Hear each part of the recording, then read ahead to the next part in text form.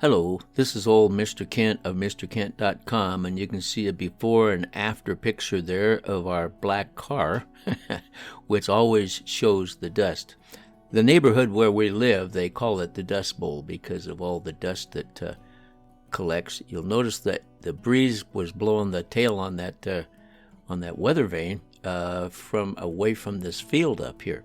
And this field is where all the dust comes from, which nobody can do anything about it. Well, actually, the farmers are doing something about it, but I'll explain that in a minute. But they come in here at nighttime and they harvest this field.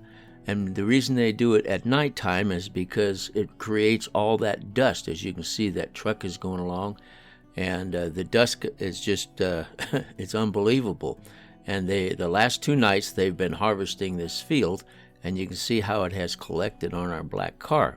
And the reason that they do it at night is not to hide what they're doing, but as far as dust control goes, that's where everybody's at home in bed rather than being outside, and so they're not as affected by the dust drifting through the air, because when that dust comes up from that truck, it stays in the air for a long time until it finds something to settle on.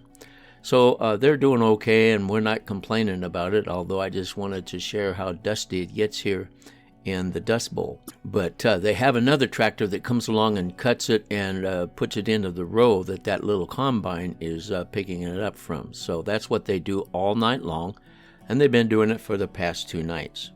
So I thought I would share that and also show you how the little DJI Mini tries to help clear the dust off of the car, and we'll get to that in just a minute.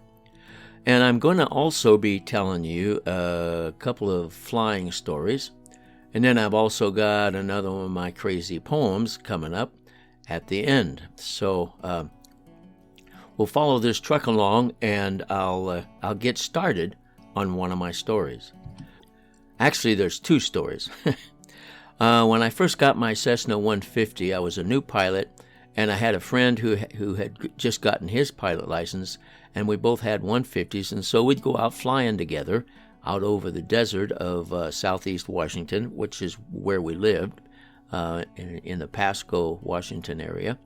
And we'd go out and we'd fly low and just have fun. And so there's one day we were flying along, and I saw this dirt road, and I thought, for sure, we could land on it. That's long enough, we could land on it. So I got on my microphone and I said, "Watch the birdie," and that's what I always did when I was going to do something crazy.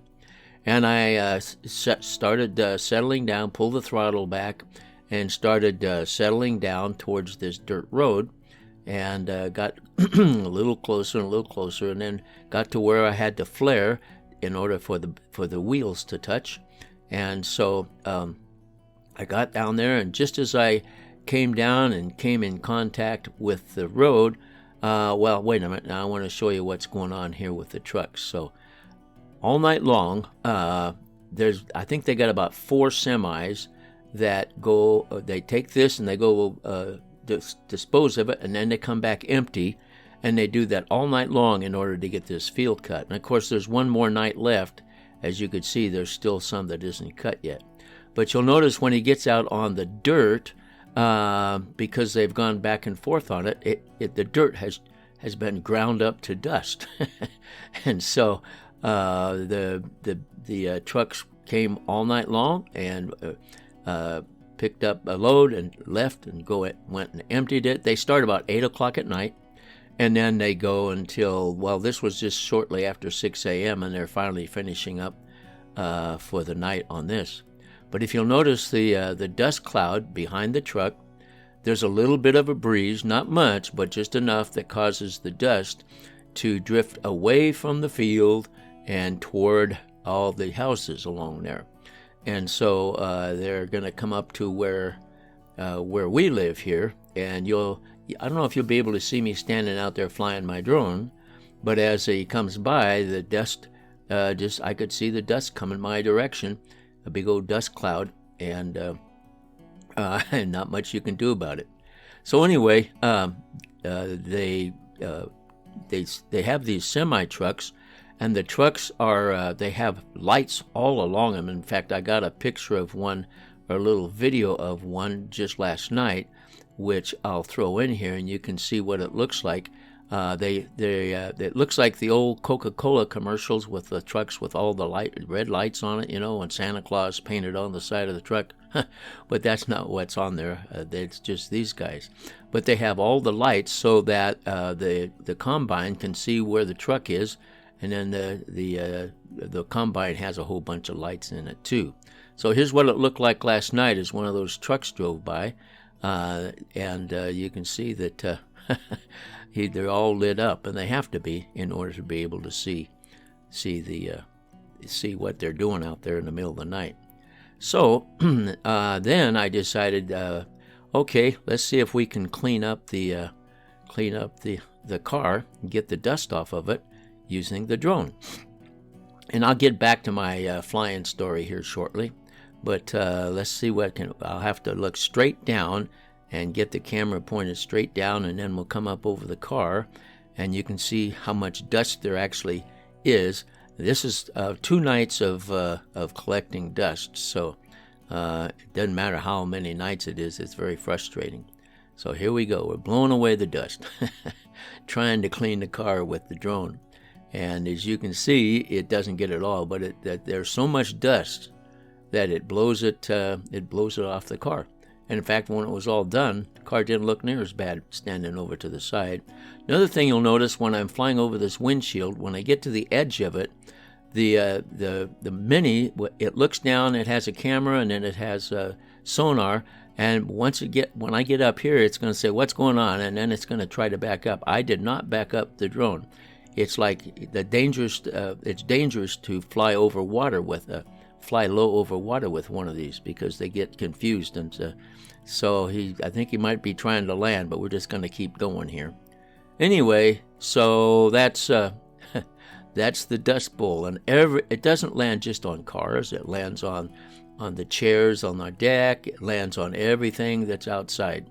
And so anyway, not complaining. It's just I was created from dust, and to dust I will return. I'm just going to have to get used to it.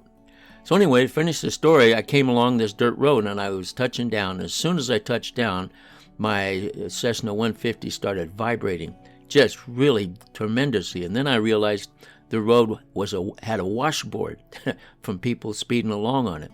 And so then I gave it full throttle and pulled up, and everything turned out okay.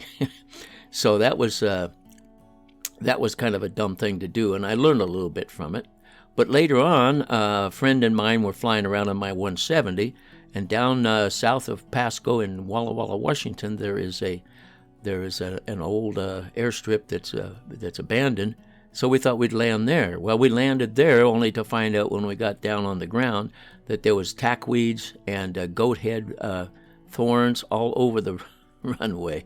And so we very carefully taxied around that and then took off and got out of there, and we didn't come back.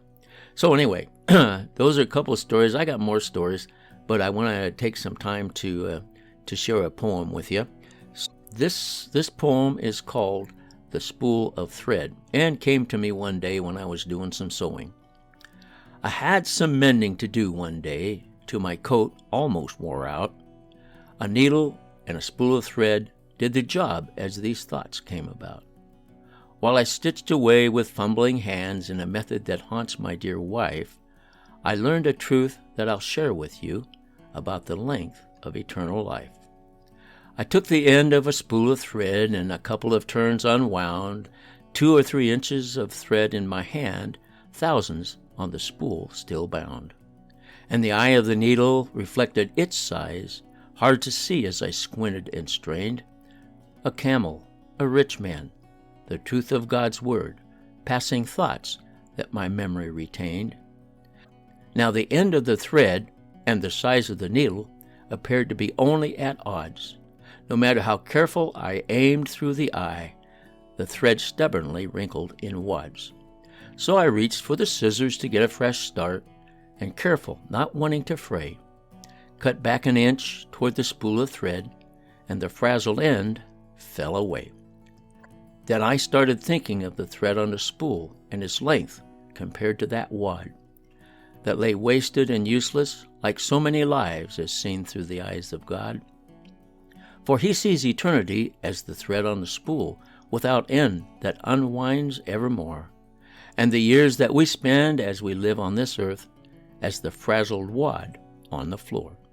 And that short wadded strand with its tangles and knots is a life roughly 70, with efforts bent on fulfilling those years as though life at that point had an end.